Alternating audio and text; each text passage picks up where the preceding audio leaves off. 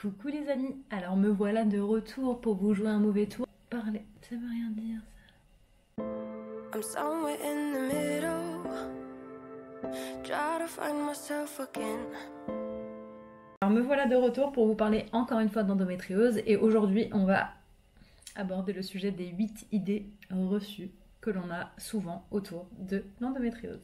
Alors la première idée reçue qu'on a toujours et que l'on se prend très souvent dans la gueule quand on souffre d'endométriose, c'est les gens qui te disent « c'est juste des douleurs de règles ». Comment te dire? Je t'invite à vivre dans mon corps pendant une journée afin que tu comprennes que non, ce ne sont pas juste des douleurs de règles. J'ai des amis, des copines qui ont leurs règles et qui lorsqu'elles prennent un Spasfon n'ont plus mal au ventre, qui lorsqu'elles prennent un Doliprane n'ont plus mal au ventre. C'est absolument pas mon cas. Donc non, ce ne sont pas des douleurs de règles, ce sont des réelles douleurs parfois très atroces, parfois je sais même pas comment on continue à vivre. Je peux te dire qu'à plusieurs reprises, j'ai pensé à finir ma vie, tu vois, à en finir avec... Parce que, enfin là j'en rigole, mais non, c'est pas juste des douleurs de règles.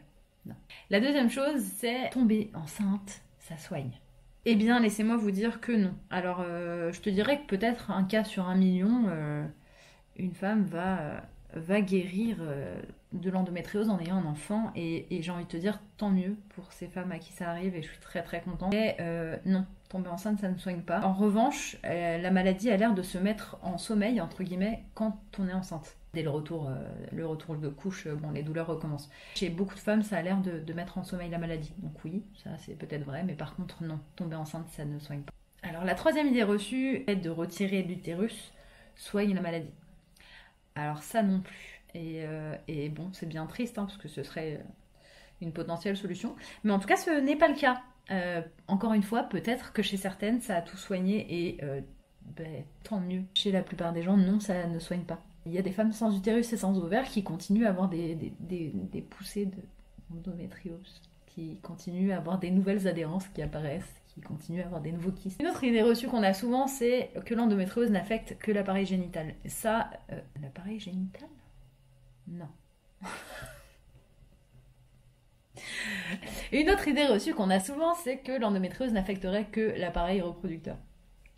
Alors ça aussi c'est encore une fois une idée reçue parce que de nombreuses femmes qui ont des atteintes dans les intestins, de nombreuses femmes qui ont des atteintes aux poumons, qui ont des atteintes thoraciques. De nombreuses femmes, non pas nombreuses, mais il y a des femmes et il y a des cas où des femmes ont de l'endométriose dans les yeux, dans le cerveau. En fait, elle n'a pas de limite, tu vois, elle va où elle veut en fait cette maladie.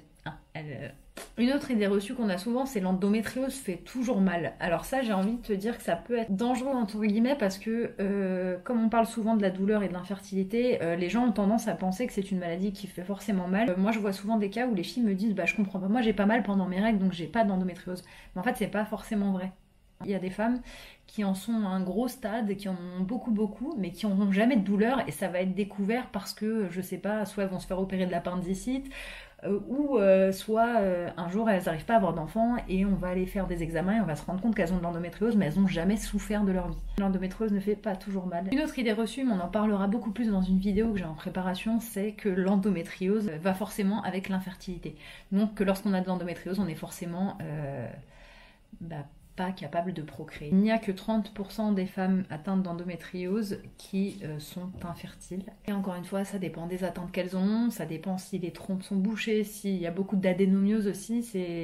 L'adénomiose, c'est de l'endométriose, mais uniquement dans l'utérus. Voilà, les grossesses compliquées ou même l'implantation compliquée. C'est plutôt une cause de troubles de fertilité. Ça peut être beaucoup plus compliqué d'avoir des enfants, de procréer, de mettre bas, j'allais dire, d'accoucher.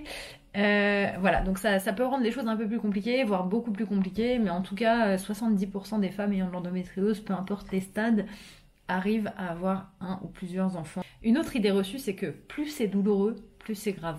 Encore une fois, je reviens au stade, etc. et au fait qu'on est toutes différentes, mais non. En fait, moi par exemple, je suis à un stade 2, donc c'est pas un stade hyper grave. Par contre, j'ai des douleurs quasi quotidiennes, plus ou moins fortes selon les jours. Mais voilà, là où je connais quelqu'un qui par exemple est en stade 4, donc au stade sévère, et qui n'a mal que lorsqu'elle a ses règles, et maintenant qu'elle est sous ménopause artificielle, elle a quasiment aucune douleur. La dernière idée reçue, c'est que c'est dans la tête. Oui. Alors en fait, un jour je me suis réveillée et je me suis dit, tiens, comment je vais faire pour pouvoir me sortir des soirées foireuses avec mes amis, pour pouvoir éviter de voir mes amis, de participer à leur anniversaire, de partir en vacances, pour pouvoir ne pas aller travailler et pour pouvoir rester allongée sur mon lit toute la journée parce que vraiment ça me fait plaisir. Je me suis dit, tiens, je vais avoir mal au ventre. Hein, je vais avoir mal au ventre, je vais avoir des règles de ouf. Oh, et puis tiens, si j'avais mal au sein et au dos, j'avais mal quand je faisais caca parce que j'adore avoir mal. Vraiment, ça me fait plaisir d'avoir l'impression que quelqu'un me tiraille la... Non, c'est pas une maladie qui est dans la tête. Faut arrêter de dire ça. Parce qu'en fait, nous, ça nous culpabilise, ça nous fait penser qu'on est folle.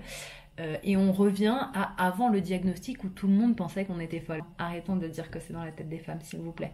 C'est pas parce qu'on ne voit pas une maladie qu'elle n'est pas là. Voilà, c'est tout ce que j'avais à dire. Sinon, est-ce qu'on parlerait pas un petit peu de mon t-shirt? Je sais pas si vous voyez, mais il y a marqué endométriose.